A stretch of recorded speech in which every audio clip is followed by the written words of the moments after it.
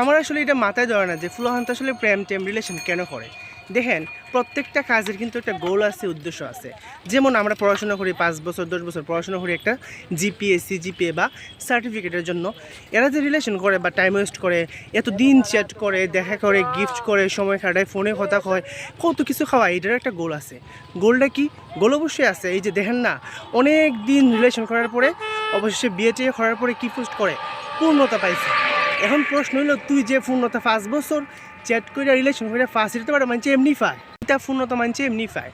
দেখেন একটা বিষয়, যারা রিলেশন করে এদের কিন্তু বিয়ের সময় পছন্দের কোনো অপশন থাকে না, মানে এটা বিয়ে করবো না ওইটা বিয়ে করবো, এখানে বিয়ে করবো না ওইখানে বিয়ে করবো, এরকম কোনো অপশন থাকে না। এর সুহে যেটার সাথে রিলেশন করছে এটারই ভালো লাগে, এটা খালা হোক, এটা চরিত্রহীন হোক, যাই হোক, অবশ্যই চরিত্রহীন আনলে তো রিলেশন করতো না, যাই হোক এটারই সুন্দর লাগে।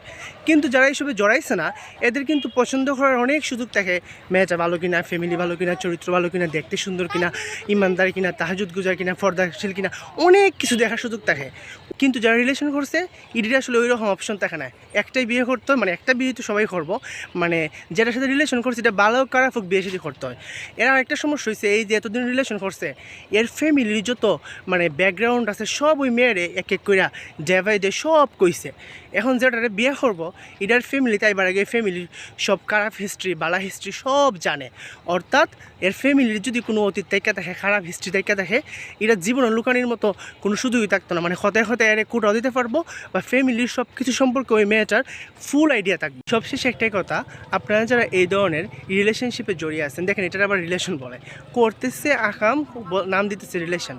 আচ্ছা যাই হোক, আপনারা যারা এগুলোর মধ্যে জড়িয়ে আছেন, প্লিজ নিজের কথা, ক্যারিয়ারের কথা, ফ্যামিলির কথা, ফিউচারের কথা ভেবে এগুলো থেকে দূরে সরে আসুন।